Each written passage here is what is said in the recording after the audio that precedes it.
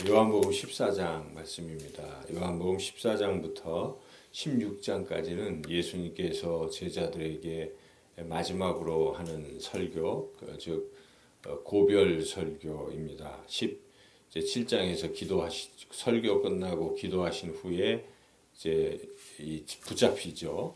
예수님께서 붙잡히셔서 이렇게 이제 신문 받으시고 또 고쳐 당하시고 다음 날 이제 십자가에 돌아가시는 것이죠. 그래서 오늘 이 고별 설교는 굉장히 중요한 의미가 있습니다. 우리도 누군가 이렇게 떠날 때 마지막으로 이 세상을 떠날 때 마지막으로 남기는 그런 유언의 말씀을 늘 소중하게 간직하지 않습니까? 그와 같이 제자들 또 오늘날 우리들도 이 예수님의 이 마지막 고별 설교는 우리가 가슴에 참 담아둬야 될 소중한 그런 말씀입니다. 제자들의 입장에서는 지금 그 전에 13장에 예수님께서 이제 십자가에 죽으실 것을 미리 말씀하시고 그 유월절 식사를 하시면서 이것은 너희를 위하여 흘리는 내 피다 이런 말씀도 하셨고, 그래서 제자들이 상당히 지금 마음에 짐이 있고 근심이 있고 어떤 무거움이 있습니다. 예수님이 떠나시니까요. 우리도 자기가 의지하던 사람이 떠난다면 얼마나 근심이 되겠습니까? 상상만 해도 근심이 되지 않겠습니까? 자녀들은 부모님이 자신의 곁을 떠난다고 생각한다면 그 참 걱정이 되는 거죠. 저도 나이가 이렇지만은 어머님이 80세 또 넘으셨지만은 어머님이 곁을 떠난다면 하는 이제 그런 생각을 하게 되면 마음이 참 근심이 되죠. 걱정이 되고, 그와 같이 이 제자들도 예수님께서 떠나신다고 하니까 상당히 이제 근심이 되는 것입니다. 그래서 우리 예수님께서 그런 제자들에게 근심할 필요 없다 하는 것을 이제 설교로 말씀하시는 것입니다. 13장의 주제는 근심하지 말아야 될, 않아도 될 이유를 말씀하신다고 보면 되겠습니다. 그래서 설교의 서두에 항상 그렇죠. 우리가 뭐 설교할 때도 맨 처음에 이런 말씀을 전하겠습니다 하고 설교를 하지 않습니까? 주제를. 그래서 우리 예수님께서 주제를 1절에서 말씀하셨다고 볼 수가 있겠습니다. 1절을 같이 한번 읽어보시죠. 너희는 마음에 근심하지 말라. 하나님을 믿으니 또 나를 믿으라. 근심하지 마라. 그 이유는 하나님이 계시고 내가 있지 않느냐. 믿으라. 내가 떠나지만 믿으라. 이렇게 하나님을 믿고 나를 믿으라. 이런 말씀을 하시는 것이죠. 그래서 쭉 자세하게 왜 근심하지 않아도 되는지 그 이유를 쭉 말씀하신 후에 다시 이제 마지막 결론 부분에 가서 또 이제 말씀하시죠. 그래서 거의 끝부분에 27절 말씀을 같이 한번 읽어보겠습니다. 평안을 너희에게 끼치노니 곧 나의 평안을 너희에게 주노라. 내가 너희에게 주는 것은 세상이 주는 것과 같지 아니하니라. 너희는 마음에 근심하지도 말고 두려워하지도 말라. 그래서 이렇게 결론을 마지막에 이렇게 말씀하시는 것이라고 볼 수가 있겠습니다. 그래서 우리 인생에서 근심, 걱정, 염려 이럴 때가 참 많이 있지만 염려할 필요가 없겠구나. 오늘 이 말씀을 통해서 염려하지 말아야 될 이유들을 우리가 같이 한번 은혜를 나누겠습니다. 첫째는 그러니까 요약을 한다면 하나님이 계시니까요. 하나님이 우리와 함께 계시고 그 하나님이 또 예수님, 하나님 아버지 예수님 또한 성령님, 삼위일체 하나님이 우리와 함께 계시기 때문에 우리가 걱정할 필요가 없습니다. 하나님을 우리가 그래서 그 하나님을 믿으면 모든 걱정, 근심은 사라진다 하는 것입니다. 믿는다는 것은 하나님 나와 함께 하신다는 것을 인정하고 그리고 내 이 짐을 그분께 이렇게 맡기고 살아가는 것. 그게 믿는 것 아니겠습니까? 그러면 근심, 걱정, 염려 다 사라지는 것이죠.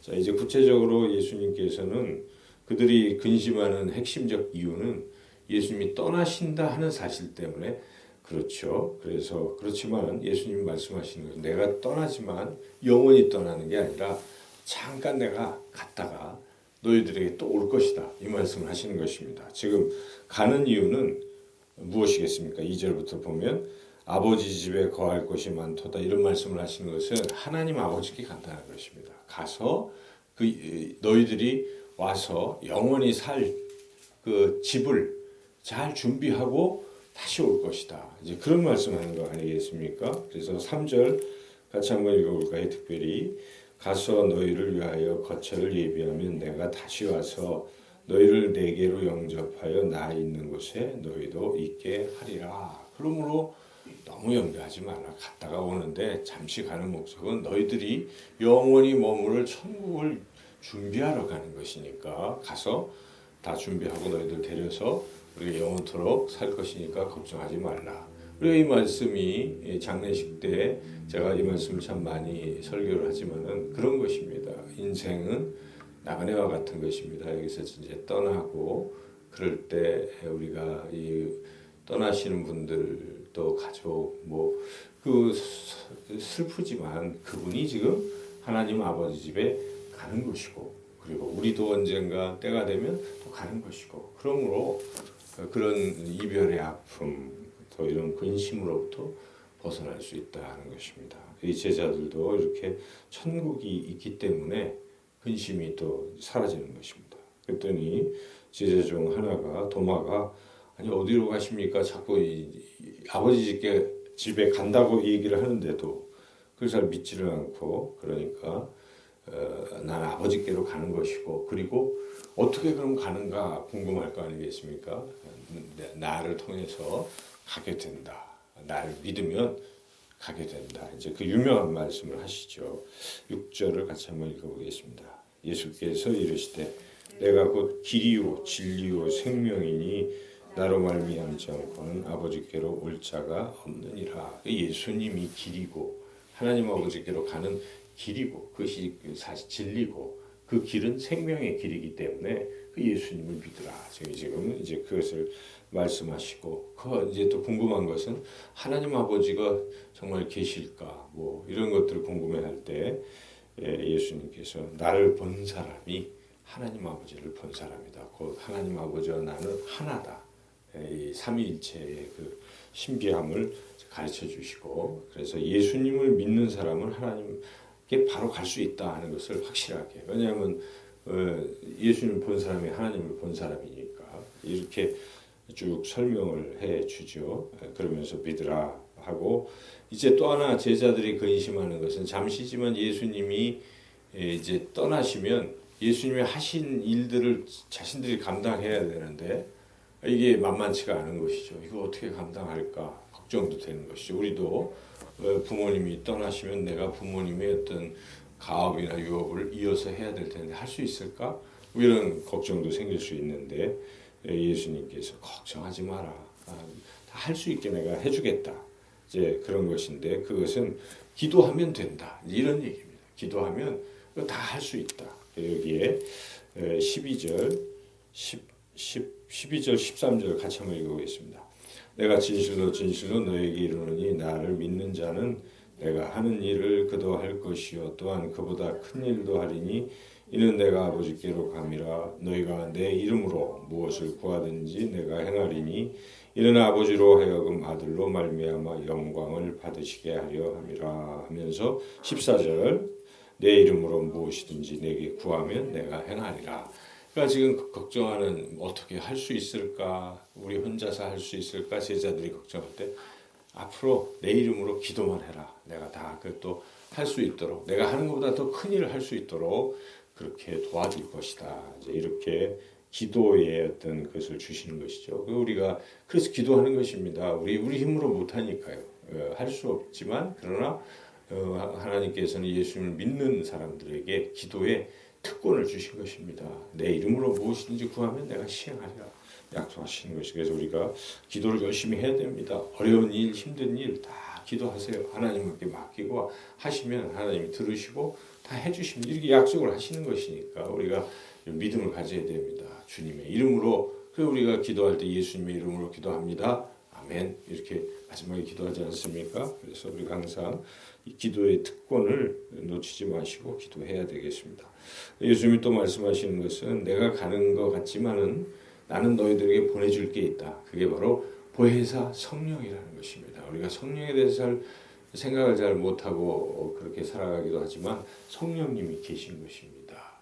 성령님을 통해서 우리가 예수님을 내 안에 모셔드릴 수 있고 성령님을 통해서 하나님 아버지를 깨닫고 하나님 아버지가 나를 사랑하시는 것을 느끼고 하는 것이에요. 그래서 성령님은 굉장히 중요한 것입니다.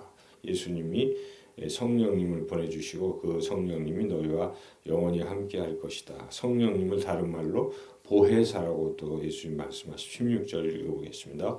내가 아버지께 구하겠으니 그가 또 다른 보혜사를 너희에게 주사 영원토록 너희와 함께 있게 하리니. 보혜사라는 것은 영어로 한다면 헬퍼라고 볼 수가 있습니다. 옆에 곁에 이렇게 곁에 시중을 들면서 도와주는 것을 보혜사라고 하는 거죠. 그래서 항상 이 성령님은 우리를 도와주시는 분이십니다. 우리가 어려울 때, 외로울 때, 힘들 때, 아플 때 성령님 저를 위로해 주시고 성령님 저를 도와주십시오. 하나님 우리에게 보내주신 것이 보내주신 선물입니다. 그래서 사도행전에서도 회개하라 예수 그리스도를 믿으라 그리하면 성령을 선물로 받으리니 이렇게 약속하셨습니다. 그리고 그 성령이 오순절 강림 때 임한 것이죠. 제자들에게 임했고 이는 가까이 있건 멀리 있건 누구든지 예수님을 믿는 자들은 다 받게 될 것이다. 젊은이는 늙은이는 어린아이는 다 꿈을 꾸고 환상을 보고 그런 말씀이 있지 않습니까? 그래서 약속하신 것입니다. 그래서 우리는 예수님을 믿으면 성령님을 받는 것이기 때문에 내가 예수님을 주님이라고 고백하는 사람들에게 있어서는 그 안에 항상 성령님이 계시다는 것을 우리가 인식을 해야 됩니다. 근데 자꾸 사람들은 이걸 잊어버리죠. 예수님 믿는다고 하면서도 눈에 보이지 않으니까 있지만 우리가 성령님을 의식하고 성령님께 의지하고 그렇게 살아가야 된다. 지금 제자들에게 예수님께서 이것을 약속하시면서 그러니까 성령님이 곁에 계시는데 뭘 그렇게 염려하냐. 걱정하지 말라 이렇게 쭉 그 얘기를 하시고 마지막에 다시 한번 성령님에 대해서 26절에 말씀하고 있지 않습니까? 보혜사 곧 아버지께서 내 이름으로 보내실 성령 그가 너희에게 모든 것을 가르치고 내가 너희에게 말한 모든 것을 생각나게 하리라. 그러므로 이와 같이 쭉 말씀하신 후에 너무 근심하지 마라. 그리고 내가 이제 너희들에게 평안을 준다. 평안하거라. 근심하지 말라 하고 평안을 주노라 이렇게 예수님이 제자들에게 설교하신 것입니다. 이것은 제자들에게만 설교한 것이 아니라 오늘날 우리에게도 예수님께서 말씀하시는 것이기 때문에 여러분이 마음에 근심이 되고 걱정이 되고 어려움이 있을 때 이 말씀을 자꾸 읽어보시오. 참 좋은 말씀 아니겠습니까? 이 요한복음 14장 예수님의 고별 설교를 자꾸 읽으시면 마음에 평안을 얻고 힘을 얻게 될 것입니다. 오늘도 우리 예수님 하나님 아버지 성령님이 내 안에 계시고 나를 도와주시고 내 기도를 들어주시고 나를 인도하심을 믿으시고 평안하게 담대하게 승리하시는 저와 여러분 모두가 되시기를 주님의 이름으로 축원합니다.